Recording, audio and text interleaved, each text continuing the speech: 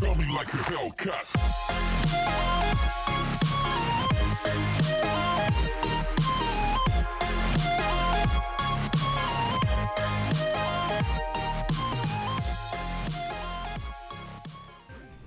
Hey guys, welcome back to Kerbal Space Program, and today we're launching a very big rocket. This is not the Pigeon 9, this is not the Pigeon Heavy, this is the Pigeon Ultra. Because Ultra's better. No, I have a heavy payload to lift, and the heavy payload is this bad boy here, this engine section for my Mars ship, the Duna Conveyor. Yep, we're going to Duna, or Mars, depending on what you want to call it. But this is the final piece in the puzzle. I already have one attached to the ship in orbit, but I want something bigger, because I got some plans, and I think those plans will be effective. So, with that in mind, we're going to launch this bad boy into orbit and see where we get to. Also, we have Justin and Josh here, who have very patiently sat through my trial and error process of making this thing work over the last, feels like an hour, yeah. So apologies to them, but they are very kindly watching me screw this up. So, to the pad. Yeah, don't worry about it. Okay, so we are on the pad and ready to go for launch. We're going to make our lives easier here by bringing this round to see us. Because here's the KSC, and I want that to be roughly here, essentially. So when we actually launch into orbit, we should be in a good position. So slow down now. Okay, cool. Right, Pigeon 9, it's time to GTFO. Get the F into orbit. We'll go to 150, it'll be closer, less problematic for us, so we'll get ready to max Q, which should be very quickly with how beastly this thing is. Let's go. That lifts a bit faster.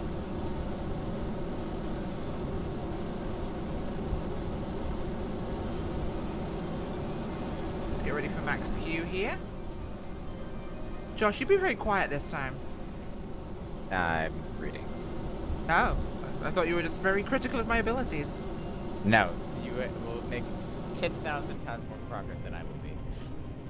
It's just about playing the game for longer, you know? It's once you've done it a bit, you start to get more and more simple steps easier. Then the problem is the harder steps. Like screwing up simple things because you weren't thinking about them. Or you didn't take into account the weight of the vessel and the duration of the mission, impacting battery life, which I did. Because I'm stupid. Yeah. Either way. There'll be a lot of space tugging once we get up into orbit because there's going to be some module moving around, and space tug does sound like a terrible, terrible, terrible sci-fi adult entertainment medium video. Yeah, you do have a point there. It is kind of Well, not so great technically, sounding. we're a tug, like a marine tug that operates in space. Well, sort of the actual second stage of the ship will be this part. So it's technically a space tug. And let's go full engine thrust. Also we sounds were like something Captain Kirk might order at certain space adult places. Wow. Yes, he probably would. Yes, absolutely. Captain Kirk was an absolute hoe, so I could definitely see that. And the Separatrons worked this time. Yes. I didn't lose any fins to flying rockets. That could have gone horribly wrong. But it didn't this time, so that's great. I believe you said it earlier, but it does bear the thought again of, can you imagine SpaceX landing 4 of those things? Oh, it'd be insane. Yeah, no, it'd be amazing. They could land 2 at once, and just watching that video, or the live footage actually, when I watched the test of the Falcon Heavy, it looked amazing seeing them land the 2 boosters side by side on pads. Like, this is the world we live in, where rockets are landing together. Not just one rocket landing, no. One rocket landing is easy apparently now.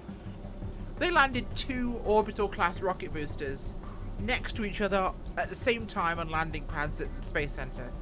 That's freaking insane. Let's put RCS on and watch how fast this thing moves now. We've got actual vernier thrusters rather than RCS thrusters. They also use fuel rather than RCS propellant, so we're better off overall.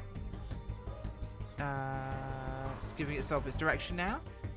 All of this is looking much more efficient. I am excited. Probably should have put verniers on that, but with the payload being smaller, we should be okay in theory. Although theory and practice are two very difficult things. Amen. Kerbal bullies you. So we're looking at about 5,000 meters a second on that, which should be lower. I'm hoping to get over 4. If we can go over 4 on the final vehicle, I'm happy. If it's not, then I don't know what I'm going to do. May fly up a separate engine and tank section and do it again, but who knows. We're going to our Duna Conveyor. The Duna Conveyor is my space ship for going to Mars. I'm sending a probe mission first, which you guys will see on video, where we'll land a probe on Duna and do some exploring. But when I actually go to Duna, rather than building the same sort of spaceship that most Kerbal YouTubers do, where they build essentially a Apollo-style capsule with, yeah, we're good here. Where they build an Apollo-style capsule with a lander, and it's just very moony, you know? I couldn't imagine being cooped up in a capsule that size with essentially the side of a garden shed with 3 or 4 people for 200 days. Where do they exercise? Where do they get the hell away from each other when they want to punch each other in the face? They don't. So you now end up with a situation where you've got people... It works in the game theory, yes it does, but at the same time, we're not going for game theory, we're going for what sounds more realistic. And I like the idea of being more realistic, so I built a ship which was so big, I had to essentially build it in orbit. Because it's really big. Let's get rid of the shields there and be able to properly see the engine section. I've still got that tank section. Why have I still got the rest of this? This is ridiculous. I thought I'd have gotten rid of this by now, but apparently the ship is too efficient.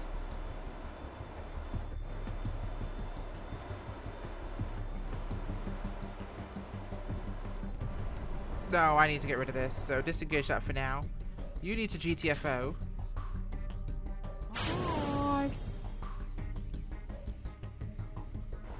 Okay. I'll get rid of you later. You shouldn't still be up here. That is way too big. Okay, so we're going to time accelerate away. That's going to bugger off over there. So this should work a lot better. We'll pop 2 of the solar panels for now to give us some modicum of power regeneration, which is what I screwed up last time. We'll also pop open our antenna. I have 2 as a backup because I usually knock one off at some point to allow our ship to communicate with the ground station, as it is a drone, not a manned vehicle. So we're in a perfect launch window here. The way we took off was in the Holman transfer window, where we do this the most efficiently, and we don't have to do any orbits really to get in position here, other than less than 1.85 phasing orbits. So we're at the same phase now. This whole thing's moving much faster. I think we're actually going to do it this time, guys. Maybe this is the one where we actually land, get the engine section up there. I'm hoping so. And I'm hoping that 5,000 meters a second is what we get when we attach it to the rest of the ship, because that'd be really nice. I don't necessarily think it will be, but I know there's also more fuel on the ship itself, so we should be looking at plus 4,500.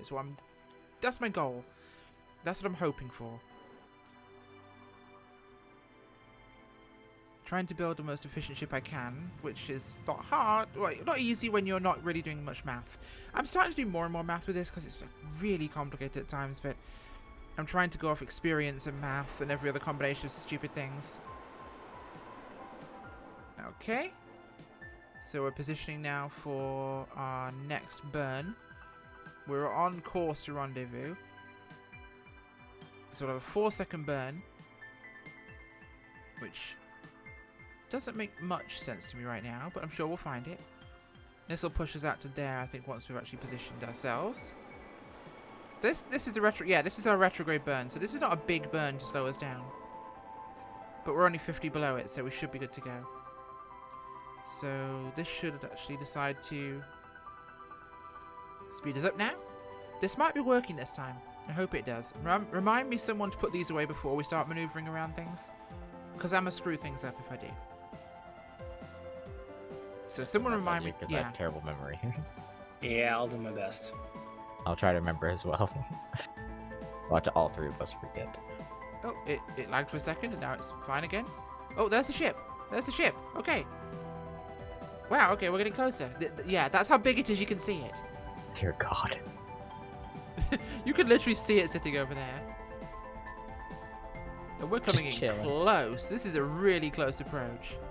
Oh, gosh. We are hella close right now. We're 400 meters away. That's how close we rendezvoused here. It's chilling. Yeah, although our target speed is close to 0, so we're good right now. We just have to make our approach now to this. And this has been way more successful than I hoped, so kind of happy. I don't think the autopilot will stay engaged if I swap across control to the Duna Explorer. The bulge underneath it for those is a service ship. That will not be on the final vessel. The bulge there is one of my crew Gecko launchers, which is what brought up the caretaker crew. The eventual launch of this will have 6 crew. 2 pilots, 2 engineers, 2 scientists, and I'm going to be super careful about this. Is that a service ship, or are you just happy to see me? Yeah, absolutely. There you go. But we're closing in now.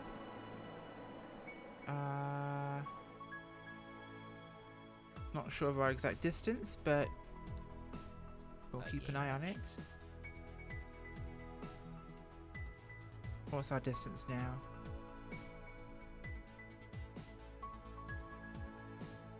$217 meters.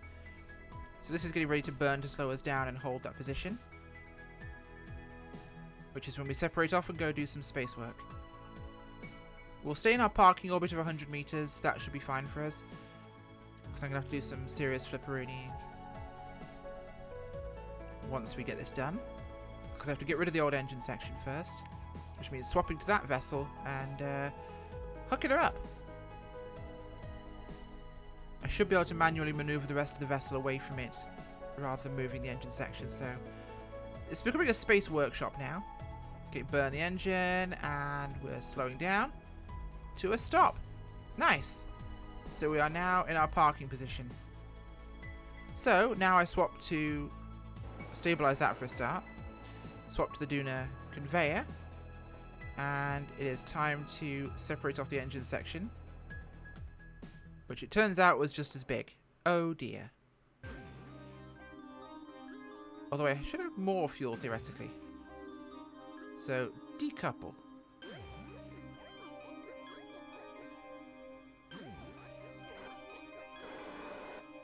Okay, we've decoupled that. Let's move ourselves laterally. Hard to see right now with it being dark, I do apologise. How dare you not control the sun? Yeah.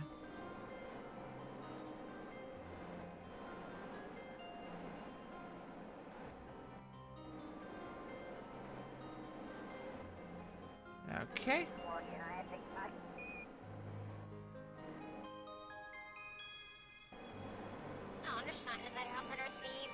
Okay, we're good here. So, it is now time to unhook from here and flip around. Let me just get my camera into the right angle first. We need to be in chase mode. So, decouple node. Okay, so now it's time to go. Hang on, don't you need to turn off the, or just close I down was the going solar to, panels? and I forgot, so we'll hopefully not break this. We Already should be able to past do that that once we get to the other side. Yeah, I didn't remember either. You guys are useless. And I have a good memory. I have a terrible memory, so I told you. Yeah, I didn't listen. You all trusted Shouldn't be Justin, and too hard. Justin failed us. I fail everybody. Everybody hates me Aw. sometimes. I still love you, buddy. And I've not closed any of these things, so this is high stakes shenanigans we're going on right now.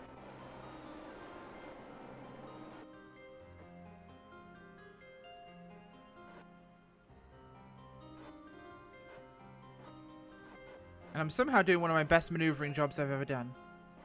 It is rather impressive. Rachel's just showing off at this point. Not really, but I'm trying to just position myself with my space tug. A good tug job. Yeah, this just gets worse and worse. Right, let's position this now.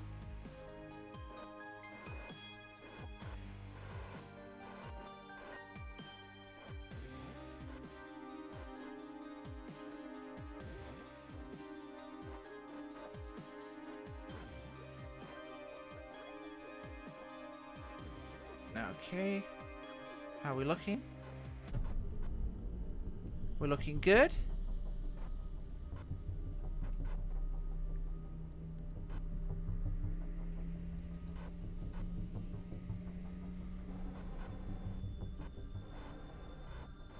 Where are we? We're off center somewhat.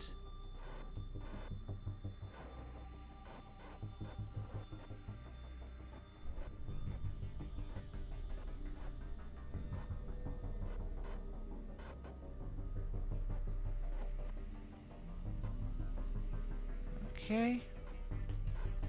Looking a lot better.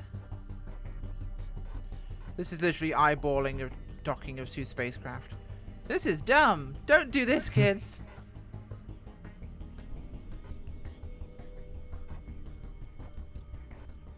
Okay. That's looking sexy right there.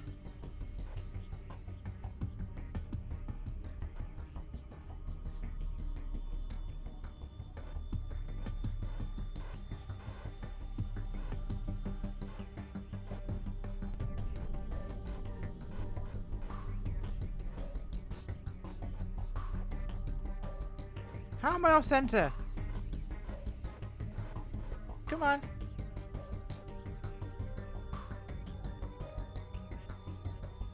Oh, I'm miles off center.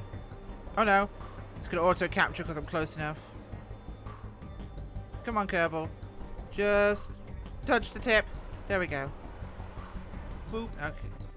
Right, we're going to retract those because I did a dumb. And we're going to retract... We need those, unfortunately. Where's the rest of my ship? I've lost it. It's over there. Okay. We're gonna let the computer help us with this one. Control from here. Where is it we're looking for here? I'm looking for docking autopilot. There we go. Right, go do a thing. Because this is a way more dicey maneuver, and that took me way too long to achieve, so... It was fun to watch. Yeah, it was different. I actually managed it though, I'm quite happy with that. This has drifted a long gas way.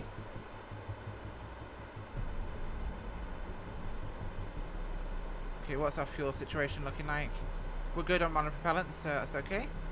Bye-bye old engine section. Have a nice time. And now it's space debris. It is indeed. I'll get rid of it at some point. With the laser. Maybe. We'll see. And that laser is just another missile that Yeah, goes we're up getting into space closer. and takes it out. I mean, that's possible as a technique. You never know.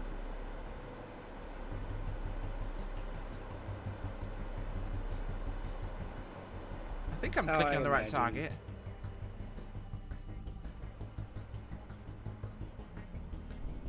Looks like it.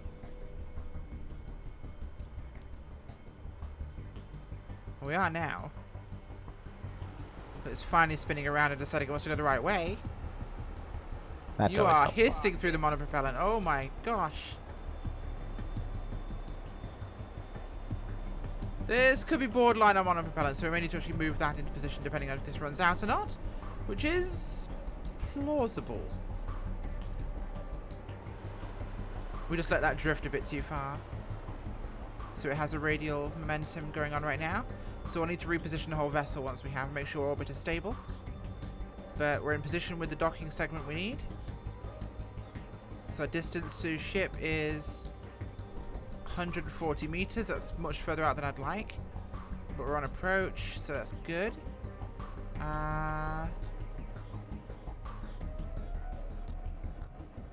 89 meters from docking axis, so we're not far off there.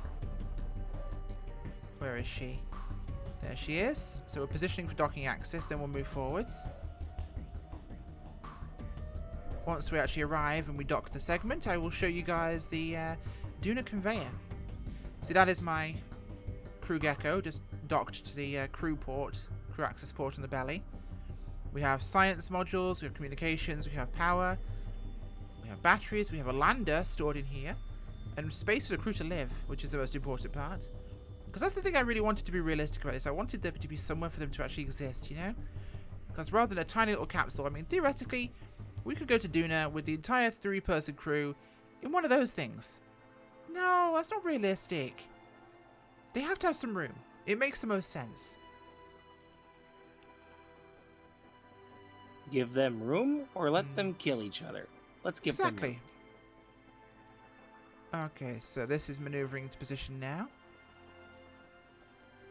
So our propellant situation is good. Okay, we're approaching docking axis 30 meters out. Then it's a straightforward job of going straight towards the point.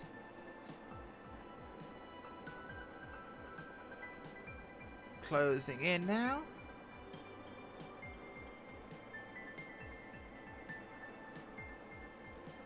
This section looks about the same size, but it's actually not. It's technically carrying more fuel and a few more engines, so we should be good, I'm hoping. I'm hoping. Because the extra engine should provide an increase in performance. There we go, 7 meters off docking axis. What's the mono looking like? We're looking good. We're looking at 220, Hey. so we're good. Those nozzles are looking warm. Oh gosh. They've been busy so far. Okay, we're a meter off docking axis. And holding. Firing to propel ourselves forwards now. I just hope the RCS on that side will be able to actually hold arrested approach. Otherwise we're in major trouble. What speed are we coming in at? Okay, 1. It's very confused with our approach speed because that's not 1 meter a second at all. That is way faster than 1 meter a second. Okay. Actually, no, it might be about 1. We'll find out. If we smash into it, we're going faster. If we don't, we're not. Okay. I do want to get a picture when we're approaching here to actually dock these segments because it will look so cool. Building a spaceship in orbit. Okay, we're under 100 meters out now. And then we'll have to correct orbit on the conveyor. That should be relatively easy there. We'll keep this on for now because that's an actual functioning engine with fuel in it, so we'll be able to actually fix the orbit without having to worry. In fact, actually, if this works, we'll be able to keep this on top of us and use this to kickstart our trip to Duna. That's clever. Give me like oh 5 my different god, I'm uses a out of this genius. engine. Yes, I'm a genius. Okay, so 60 meters out. Very slowly closing in. Those are not solar panels, by the way. Those are actually radiators, so they're for cooling the vessel and its interior. Because when it's exposed to the sun, it can get pretty warm. Okay, so approach is looking good right now.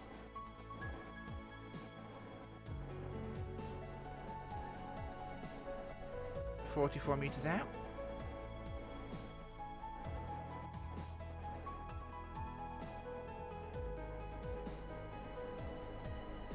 And once you start off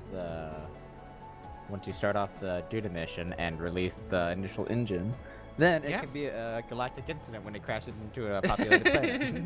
There you go, yeah. It'll have like 8 different purposes, one of them being a galactic incident. Absolutely. Here we go.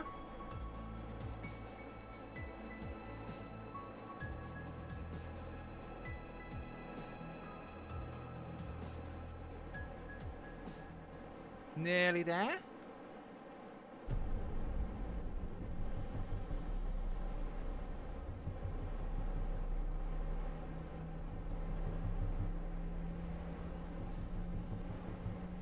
I just need to make sure I roll this now.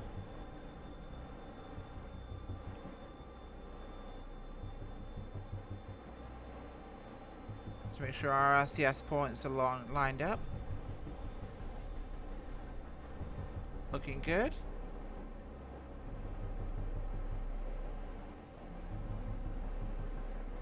Okay.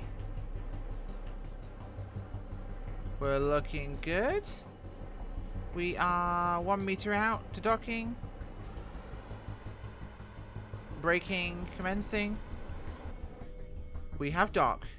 And we have oh. We have more. We had 4,500. Okay. So you know what? I will keep that as a sacrificial stage to basically boost us on the trip. And that gives us a total of 4,700-ish Delta V, which is more than enough for the Duna trip from orbit, and great success, because it'll be more when we release this and get rid of it, because that's extra weight. So we're actually technically good. Mission objective completed. Let's extend the solar panels. Although we're going to have to look at our orbit right quick and just check that we aren't doing anything stupid.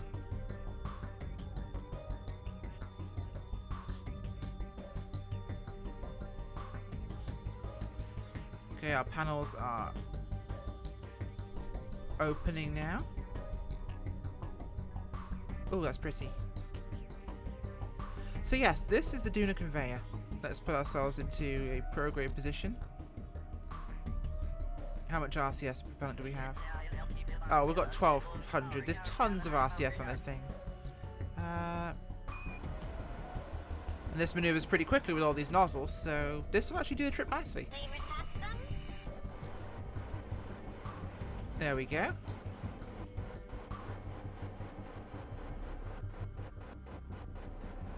Okay, we are prograde. So I'm going to quickly look at our orbit and see what we're doing right now. Periapsis, okay, 202, 207. So this orbit's fine. This is a safe orbit for us to hold in, because we're going to have to wait essentially for... Here's the trick with Duna, is we are here. The sun is here. So we're actually just outside the window for a trip to Duna. We need to wait for this to essentially be here. So if this was like that, 12 o'clock, we would need to be there. If we were there, we'd be in the perfect place to do our trip. We're too close right now, which means that we would miss. So we're going to have to wait about 200-ish days, probably, in the Kerbal universe. Or 2 years, sorry, the Kerbal universe, to actually be in the right time for us to make it there. But anyway, Duna Explorer. Open the lander bay, because this isn't just what this ship is. That's a lander. That is our Duna lander. In fact, let's take an EVA. And I will show you a better look at things. This is our Duna lander here. Fairly simple craft, but it will get us onto the surface with parachutes, because Duna has an atmosphere, of course, and drogues. But it has engines to basically lift itself, or a engine to lift itself away once it's done, get back into orbit and dock once again with the conveyor. Part of me is tempted to keep the crew Gecko below us on board for a rescue ship, service ship perhaps, I'm not sure. But that's a fully fueled, ready to rock and roll crew Gecko. We have fuel stored here, more monopropellant, these are radiators. This is our science and habitation module here, where we can do research once we're in orbit of Duna. This will essentially, once it gets there, become a space station, and depending on how successful the mission is, I might send future Duna spacecraft to dock with this, and basically keep this as an orbiting laboratory. Because that would actually allow us to have, I think, a safer time. But yeah, this is the Duna Conveyor. Kind of ready, with a booster stage attached to it to help us go. So, let's get back inside, I think. We don't want to get too far away. Back to the crew cabin. We're back aboard. Just imagine being this crew of, we just got everything prepared, we're just out of the window now, we have to wait 2 years. Well, they're not going to stay up here, they'll be going up and down as Yeah, a the caretaker crew before yeah. this actually goes. They're up here to basically make sure I can operate all the equipment on it whilst we're building. Yeah. So, yeah, our orbit is still looking solid, so I think we're good there. Guys, next video, I guess you'll see from Kerbal Space Program, is launching our probe to the surface of Duna to kind of do some reconnaissance for us to understand how things work there and get the trip right. Because by the time I send this is going to be a one-shot. So, thank you for watching. Hopefully you enjoyed this crazy Kerbalness, and finally I got this stupid thing right. Took me long enough.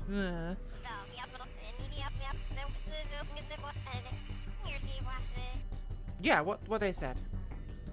Thanks for watching. Hey, I'm talking here. Quiet. Bye.